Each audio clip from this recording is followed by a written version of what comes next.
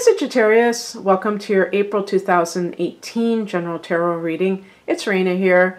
Wow, I almost think it would be kind of humorous to put up my first attempt at this reading because I just started talking in circles, like big time. I was like, what is coming out of my mouth? So sometimes that happens.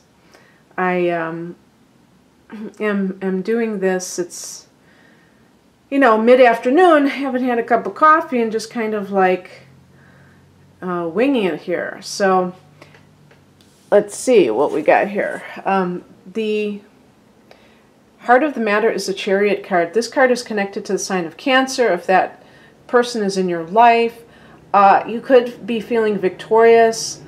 I've heard that this is a card that's one of the most powerful cards overall. I've never connected it to that, but apparently it is. It can also be, I connected it to meditation because I'm becoming a meditation teacher. I'm training for that and studying that, and so it's really kind of on my mind. And as April, I'm recording this in March though, but as April comes around, as a fellow Sagittarian, I feel like all of us need to harness our mental energy, and that's what this card is about. Is, you know, you may have a lot going on and it's making you scattered and you need to kind of marshal your forces, but you may have some kind of thing. This could be like this positive thing, that this victory comes that you've been wanting, and maybe you've just been kind of like totally focused on your goal, even though all hell was breaking out around you. And this could be even in your personal life, feeling a sense of self-mastery. What crosses you is the Judgment card. So it could be just saying, because this is a card of karma, I believe. The Judgment card, like, you know, you sow what you reap, or you reap what you sow. And it can be like talking about the choice that you've made in the past, really, and how that worked against you. But it's interesting that those are the first two cards, because the Chariot is more about cultivating that sense of equanimity of mind that allows you to have stillness within, and in that quiet mind, that's where creativity springs forth, and that's where great ideas, you know, wow, that's a form of creativity, obviously, but also good judgment, you know. So in a way, it's funny, yeah, good judgment. You could say that was a lack of judgment. And even going against some of your better judgment. Maybe you knew that you were getting yourself in deep with a situation, but you stayed anyway. And at the heart of the matter is some kind of a theft with the Seven of Swords. Theft, it could be physical theft, it could be intellectual theft where somebody steals your ideas, or it can be that somebody is cheating on you, like a spouse, because all of, you know, this kind of points to something along those lines. And even though a situation like that is very upsetting, I think that the Chariot card is about being on top of these things, not sweeping them under the rug, and feeling like you're in the driver's seat. Because the Chariot, you know, pardon the pun there. But actually, by the way, the Chariot can even speak about having a new car, if that's what you are into.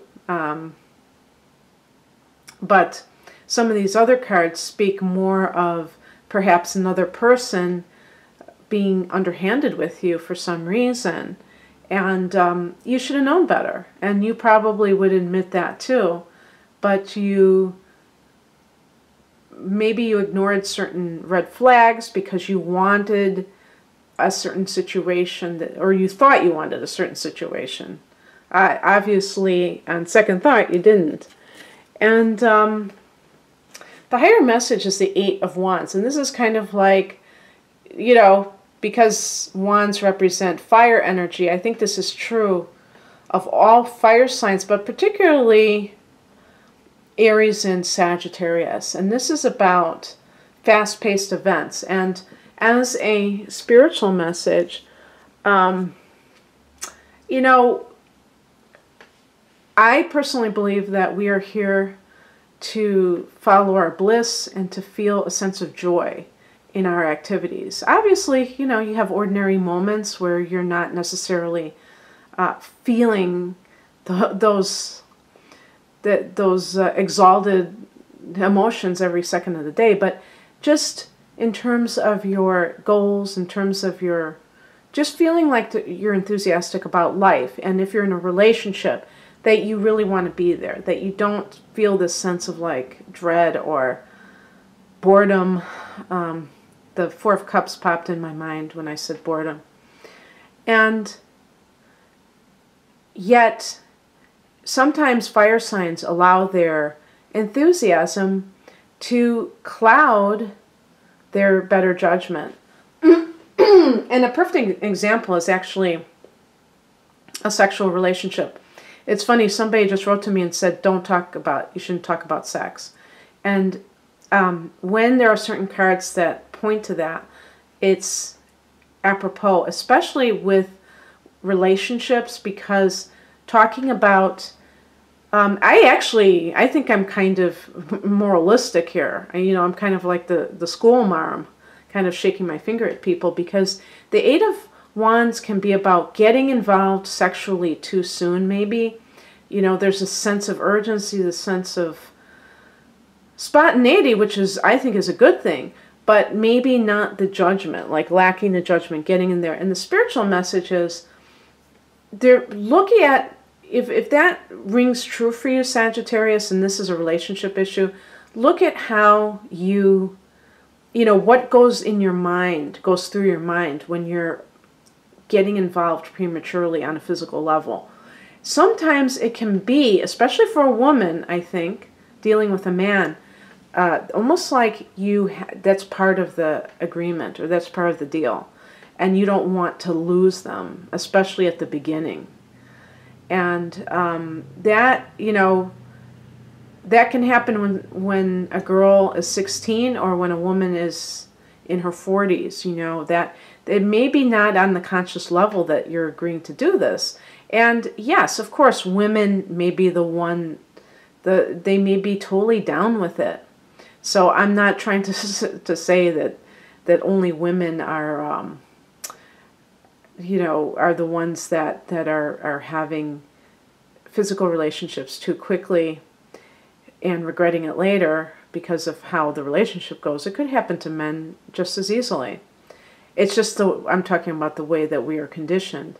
But also, in any area of your life, on the positive end of things, we could say that the Eight of Wands should be a back and forth kind of enthusiastic thing. If you're meeting someone and it's like you have to call them all the time, and they don't seem to share the same interest and willingness to call you and stuff like that, it kind of gives you an idea of whether or not this is going to work. Because we're talking about in that stage of discovering one another, where there's a lot of excitement and, the headiness of a new relationship.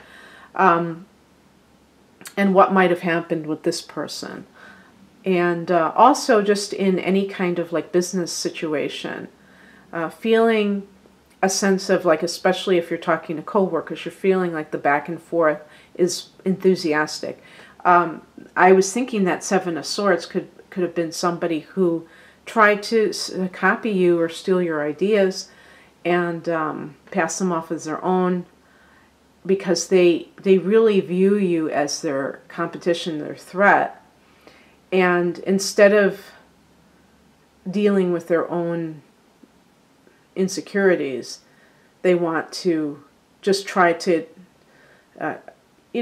take a shortcut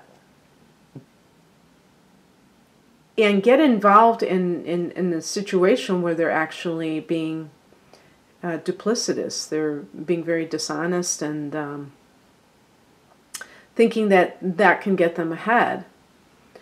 So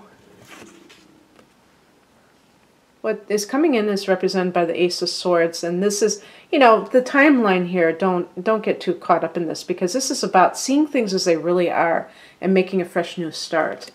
And maybe that Seven of Swords person is an air sign, and seeing this person as they really are, and not romanticizing it. And also not demonizing the person, even if the person is a thief or they're dishonest or cheater. Seeing that they are a cheater, but still not having that sense of like hatred towards them or anything like that. And in the workplace, seeing exactly how people are viewing you and whether or not you're worthy of more than that. Because the Ace of Swords is considered a very positive card, and new beginnings, you know, the card of new beginnings. And so it can be a situation where you really are charting new territory, but there's not that sense of drama that's accompanying it. There's a sense of real, clear vision for yourself. And the outcome is the Four of Swords, another swords card, but this time a card of retreat, rejuvenation. Maybe you are deciding to leave a business. Maybe you're retiring even. That could be it. But you're going to be spending time kind of recuperating from all of the stress of the situation, whether it's a relationship or a job, and maybe withdrawing from the world. And that could involve going to a retreat center that you can spend a lot of time alone in silence, in contemplation, and, you know, wanting to close the door to the old chapter and, you know, a new chapter emerging. But also even physical recuperation for some reason, for some of you. But with the Ace of Swords, there's like a clear-cut path. You may have felt a lot of confusion. You know, I was just thinking about this because Pisces, Neptune is in Pisces. And for Sagittarians, this forms a hard angle called a square. And those two signs really are... They create, when you have a square with Neptune, and your sun is squaring Neptune, it can really feel like you're groggy, you're like slogging through water. You don't know who you really are. And that's possible that some Sagittarians have felt like this. But, you know, even with Jupiter transiting our 12th house right now, that can give us opportunities to utilize the good parts of Pisces, because Pisces rules the 12th house. And, you know, any kind of meditation program that you start, anything that you do that is connected to self-improvement on the spiritual level, you will probably be blessed 3 times over, who knows, because Jupiter is our ruling planet, and then in this mystical house, it really makes sense to cultivate your spiritual practice. And that will help you in all areas of your life, and gain that clarity so that you can make better decisions in the future. Oh, okay, Sagittarius, I hope you enjoyed this, and please click on the link below for the link to my website and the types of readings I offer. Take care. Bye.